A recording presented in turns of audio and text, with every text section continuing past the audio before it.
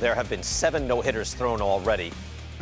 You see, they didn't put up Madison Bumgarner because they're afraid of getting in trouble, but I'm not playing that game. Madison Bumgarner threw a no-hitter, and you see on the bottom there, 7 innings shutout, no hits allowed. Imagine that, just like a no-hitter. Just like, he's playing the man's game. Wait, they didn't take him out at the end of that? No, that was his, and they won. But the record, the all-time modern record, when they weren't playing in cow fields in Hoboken, is 7. So Jason Stark, they've gotten there already. We're at 7. Give us the dynamic behind all this. The dynamic meaning why this is happening? Why is this happening? Okay, well, I think the bottom line is this. It's never been harder to hit. And that's what we're seeing. You can look for a million different explanations. Some of it's fluke. Some of it's that the Mariners are under the Mendoza line. There are lots of reasons, but the bottom line is nobody can hit. Take a look at this. 236 is the batting average of the whole sport right now. Why do we care? It's the lowest ever Lowest of all time. in the history of the sport. I think that is pretty self-explanatory. But there's something else happening, though, too. There's, at the high end of pitching, there's a gap. Like a gap has developed, I'm talking even this year, hasn't it? Where the super elite, maybe it's the information, maybe there's something extra with the grip, there's a few things happening, but the super elite seems to have separated themselves. I think that's true. I mean, not many members of the super elite have thrown no-hitters.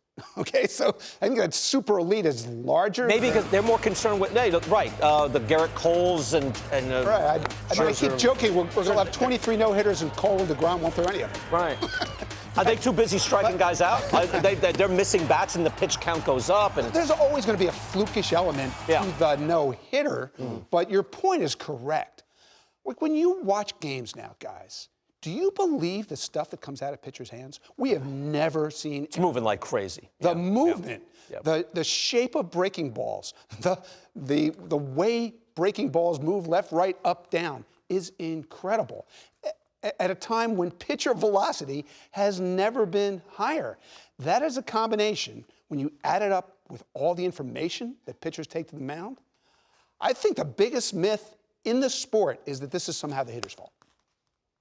Right, because there's this thought that everybody's swinging and missing and looking for the 3-run home runs. So it's the hitters who should shorten their strokes, shorten their approaches. It's partially. It's part. It's not the main. I think the main thing is main thing are the strikeouts, the pitching, the high-end pitching, but it's also the approach. And look, it's not their fault. You've been trained to win baseball games and score runs, and the way to do that is to walk and hit home runs. The way to get promoted and get signed and make money is to walk and hit home runs. That's what gets you to the show and keeps you and sends you to the All-Star game. So they're reacting to incentives. Yeah, I heard Bud Black talking on MLB Network Radio the other day. He said, I have to convince my players, hey, we should have 2-strike approaches. Like there is such a thing as not trying to swing the home run. And he goes, it's a tough thing to teach these guys because this new generation, to BK's point, is looking to swing for the fences. That's how I get paid. That's how we're going to be back in this game as quick as possible, 3-run home run, Earl Weaver style. So I think the players themselves go, hey, I don't care if I get no hit. I'm still looking for that big home run. But I think it's appalling that the batting average is 236. If you tell someone a guy's hitting 240 and he's above average,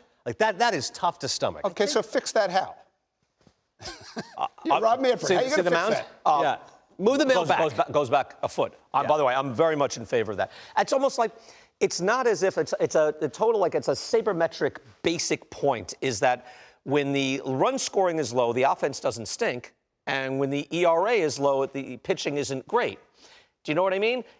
There's an ebb and flow. There's a balance. Right now, I think the approach of the hitters combined with the super elite pitching information and velocity, training for velocity, has created this no-hit storm.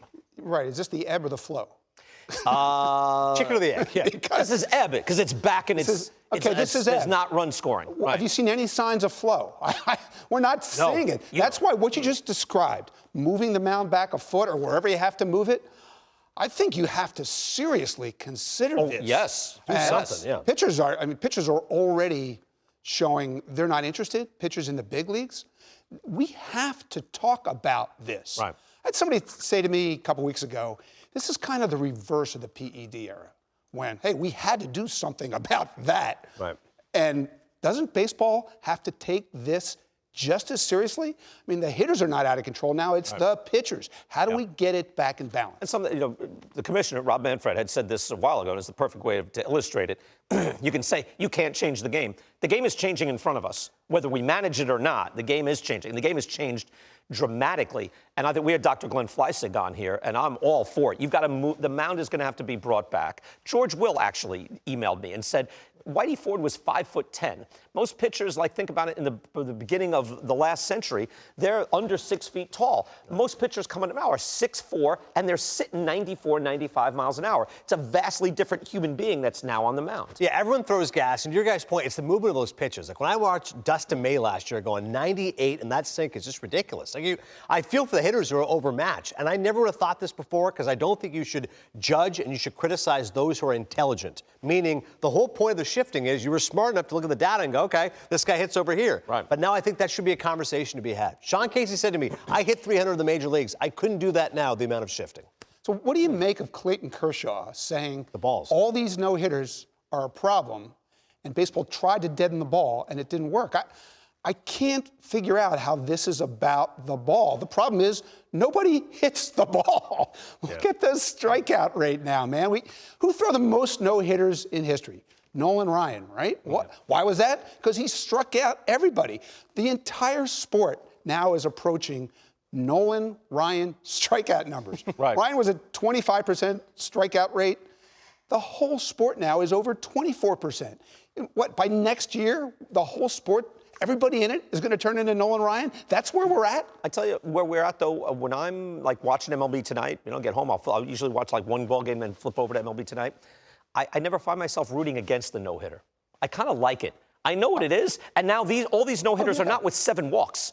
Like, these are no-hitters that are almost perfect games with 1 walk. They've all been impressive. I have to say, I am in the short term, I'm rooting for that stuff. Have you ever been to a no-hitter in person? I don't think.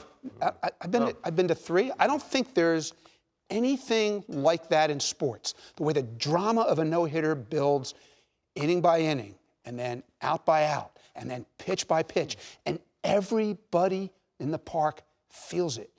You could have your team that you're rooting for be no hit, and you are into it, man. This is a distinctly baseball event. No, I don't think any other sport has this. And I understand that if you're going to have 1 or 2 every week, it's not going to have quite the same historical meaning or statistical meaning, but as an entertainment event, it's amazing. You bring up a good point. Maybe we should just enjoy it. How about that? 21 no-hitters. Why not? Let's go. Bring it on. Nobody said, so what? You got to know, like every day you could have a no-hitter being thrown right in front of you.